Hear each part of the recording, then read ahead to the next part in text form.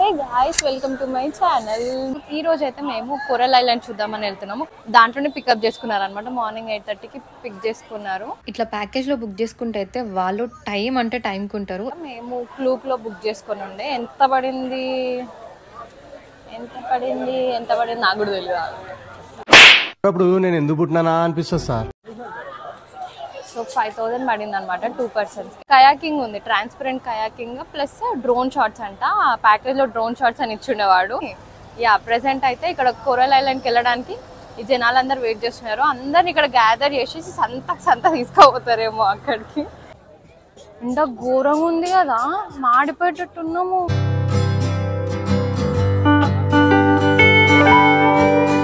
అసలు మామూలు స్పీడ్లో తీసుకెళ్ళట్లే. ప్రశాంత్ ఆల్రెడీ ముందే అన్నాడు, ముందెందుకు రా కూర్చోవడం, వెనకాల కూర్చుందాము అని మంచిగా చెప్పిండు. నేనే వద్దొద్దు ముందు కూర్చుందాం, ఫొటోస్ బాగా వస్తాయి, వీడియోస్ బాగా వస్తాయి అని చెప్పి షోర్ యాక్షన్ చేసిన. కయాకింగ్ చేయడానికి వెళ్తున్నాము సముద్రం. కయాకింగ్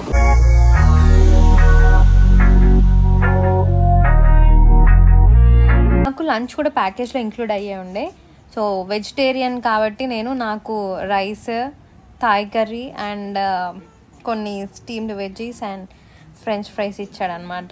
సో వెజిటేరియన్స్ కదా, మీకు ఏముంటుంది తినడానికి అని అనుకుంటారు. మీకే ఏముండదు నాన్ వెజ్ వాళ్ళకి. చూడండి, ప్రశాంత్ ప్లేట్లో ఓన్లీ ఒక చికెన్ పీస్ ఇచ్చి అక్కడ పెట్టాడు. మరి నాకు మాత్రం 3 varieties వచ్చినాయి. కానీ ఎవరికి అర్థం కాదు వెజిటేరియన్ ఏముంటుంది అంటారు. మాకే చాలా ఉంటాయి తినడానికి ఆప్షన్స్. ఇది యాక్చువల్గా కోరల్ ఐలాండ్ కాదు. ఏమిటండి మీరు మాట్లాడేది? ఇది దాని పక్కన ఉంటుంది, దాని బ్యాక్ సైడ్ ఉంటుంది అనుకుంటా.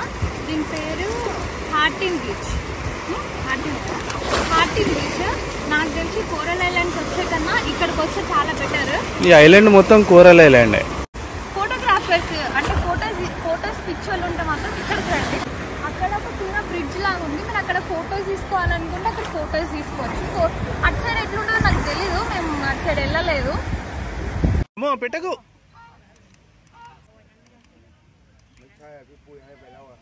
సో మేమైతే బాగా ఎంజాయ్ చేసినాం. ఒక డే మంచిగా హ్యాపీగా స్పెండ్ చేయొచ్చు.